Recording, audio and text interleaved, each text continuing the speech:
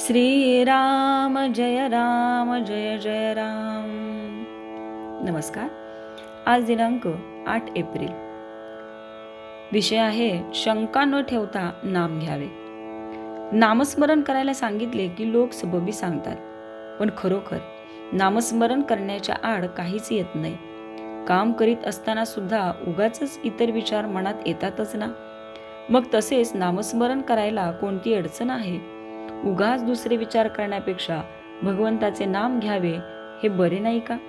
वेळ सापडताच तो व्यर्थ गप्पा गोष्टीत न घालवता नामस्मरण करावे, श्रद्धा ठेवून करावे। 2 प्रवासी पायी जात होते। त्यांना भूक लागली। जाताना एक आंबराई लागली। त्यांनी मालकाला विचारले, आंबे घेऊ का? मालक म्हणाला, 15 मिनिटात जितके आंबे खाता येतील तितके खा।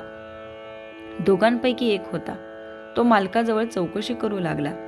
या शेताला पट्टी किती, मालक कोण वगैरे पुष्कळ विचारपूस करू लागला। दुसरा मात्र भराभर आंबे खाऊ लागला। इतक्यात 15 मिनिटे झाली। मालकाने सांगितले, वेळ संपली, आता तुम्ही जा। एकाचे पोट भरले, दुसरा मात्र उपाशी राहिला। या गोष्टीवरून हे ध्यानात घ्यायचे की नुसते प्रश्न विचारण्यापेक्षा श्रद्धा ठेवून नाम घेऊ लागावे। नामाचा अर्थ आपल्याला जरी कळला नाही तरी तो भगवंताला कळतो। म्हणून नामाचे महत्त्व कळो वा न कळो नाम घेत राहावे।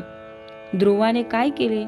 नारद वचनावर विश्वास ठेवून नामस्मरण प्रेमाने करू लागला। तो इतर विचारांच्या शंका कुशंकांच्या नादी लागलाच नाही।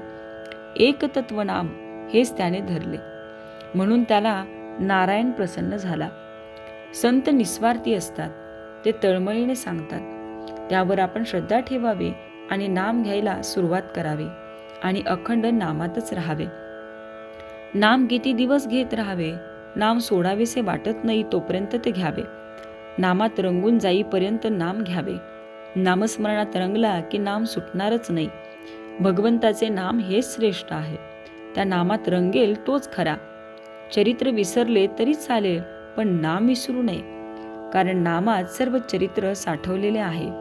ज्ञान, उपासना, कर्म वगैरे मार्ग आहेत, पण सर्वात नामस्मरण हे सोपे साधन आहे। एक मोठा किल्ला होता, तो अभेद्य होता। मुंगीलाही आत प्रवेश होणे अशक्य असा तट होता, पण त्याला एक मोठा दरवाजा होता, त्याला एक मोठे कुलूप होते। एकाला त्याची किल्ली मिळाली, मग प्रवेश सुलभ झाला। तसे नाम ही किल्ली आहे। परमार्थ कितीही कठीण असला तरी नामाने तो सुसाध्य असतो। नामावर प्रेम आणि श्रद्धा बसत नाही अशी तक्रार करतात। संत वचनावर विश्वास ठेवून अखंड नाम घ्यावे, त्यानेच समाधान होईल। तात्पर्य, आपण रोज उठल्यावर भगवंताचे स्मरण करण्याचा नियम ठेवावा।